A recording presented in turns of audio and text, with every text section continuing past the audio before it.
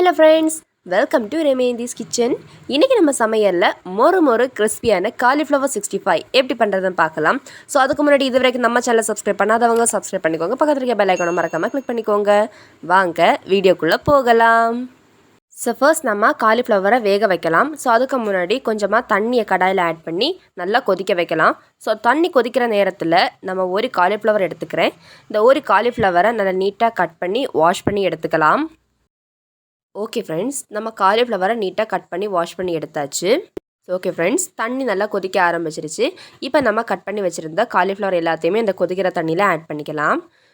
இது கூடவே 2 ஸ்பூன் அளவுக்கு மஞ்சள் தூள் ஆட் பண்ணிக்கோங்க. இப்போ இது கூடவே 1 ஸ்பூன் அளவுக்கு கல்லுப்பு ஆட் பண்ணிக்கோங்க. கல்லுப்பு இல்லைன்னா நீங்கள் பொடியுப்பும் ஆட் பண்ணிக்கலாம்.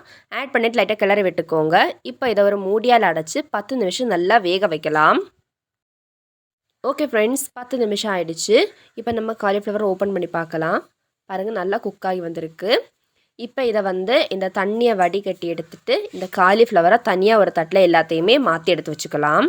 ஓகே ஃப்ரெண்ட்ஸ், காலிஃப்ளவரை நம்ம தனியாக ஒரு தட்டில் மாற்றி எடுத்து வச்சாச்சு. இது இப்படியே இருந்து நல்லா சூடாறட்டும். ஒரு பெரிய பாத்திரம் இருந்ததுன்னா அதில் ஆட் பண்ணிக்கோங்க. அப்போ ஈஸியாக இந்த சூடாறிடும். இது இப்படி நல்லா கூலாகட்டும். கூலானதுக்கப்புறமா நம்ம பார்க்கலாம். ஓகே ஃப்ரெண்ட்ஸ், காலிஃப்ளவர் நல்லா சூடாறிடுச்சு. இப்போ இதில் மசாலாஸ் ஆட் பண்ணிக்கலாம். 1 ஸ்பூன் அளவுக்கு மஞ்சள் தூள் ஆட் பண்ணிக்கோங்க. அப்புறமா 1 ஸ்பூன் அளவுக்கு மிளகாய் தூள் ஆட் பண்ணிக்கோங்க. அப்புறமா 2 ஸ்பூன் அளவுக்கு கரம் மசாலா தூள் ஆட் பண்ணிக்கலாம். கரம் மசாலா தூள் கொஞ்சம் அதிகமாகவே ஆட் பண்ணிக்கலாம். இப்போ இது கூடவே 1 ஸ்பூன் அளவுக்கு நல்ல மிளகு தூள் ஆட் பண்ணிக்கலாம். அப்புறமா 2 டேபிள் ஸ்பூன் அளவுக்கு இஞ்சி பூண்டு விழுது ஆட் பண்ணிக்கலாம். இஞ்சி பூண்டு பேஸ்ட் இருக்குல்ல, அதுதான். ஸோ இஞ்சி பூண்டு பேஸ்ட் நம்ம ஆட் பண்ணிக்கலாம். இது அதிகமாகவே ஆட் பண்ணிக்கலாம். அப்போ தான் நல்லா டேஸ்ட்டாக இருக்கும். அதனால தான் சொன்னேன். 2 டேபிள் ஸ்பூனுக்கு அதிகமாக நீங்கள் ஆட் பண்ணிக்கலாம். அப்புறமா இது கூடவே ஒரு 1/2 கப் அளவுக்கு கார்ன்ஃப்ளவர் மாவு ஆட் பண்ணிக்கோங்க. மறுபடியும் அதே மாதிரி 1/2 கப் அளவுக்கு ரவா எடுத்துக்கோங்க. அதையும் இப்போ ஆட் பண்ணிக்கலாம். இப்போ இதெல்லாத்தையும் சேர்த்து நல்லா மிக்ஸ் பண்ணி விட்டுக்கோங்க. இது இப்போ லைட்டாக மிக்ஸ் பண்ணி விட்டுக்கோங்க. ஓகேங்களா, லைட்டாக இந்த மாவோடு சேர்த்து லைட்டாக மிக்ஸ் பண்ணி விட்டுக்கோங்க. ஓகே ஃப்ரெண்ட்ஸ், இந்த மாதிரி லைட்டாக மிக்ஸ் பண்ணி விட்டதுக்கப்புறமா இது கூடவே கொஞ்சமாக தண்ணி ஆட் பண்ணி இன்னும் நல்லா மிக்ஸ் பண்ணி விட்டுக்கோங்க. தண்ணி ஆட் பண்ணதுக்கப்புறமா கொஞ்சம் தேவையான அளவு உப்பு ஆட் பண்ணிக்கோங்க. ஆட் பண்ணி இதையும் சேர்த்து நல்லாவே நம்ம மிக்ஸ் பண்ணி விட்டுக்கலாம்.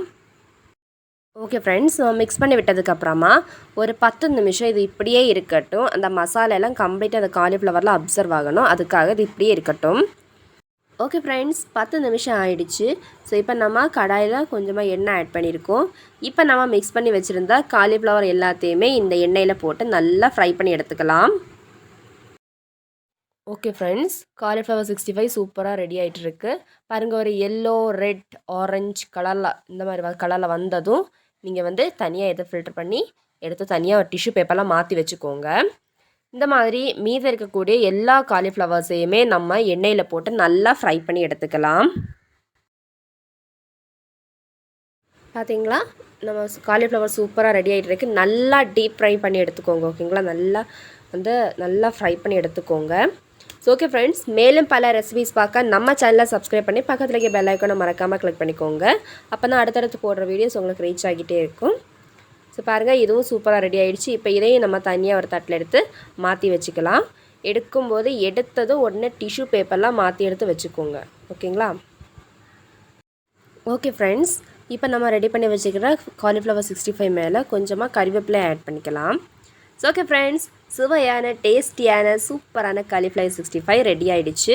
சின்ன குழந்தைகளை கொடுத்தவங்கன்னா அவங்க ரொம்பவே விரும்பி சாப்பிடுவாங்க. சூப்பரான ஒரு ஈவினிங் ஸ்நாக்ஸ் ரெசிபி இது.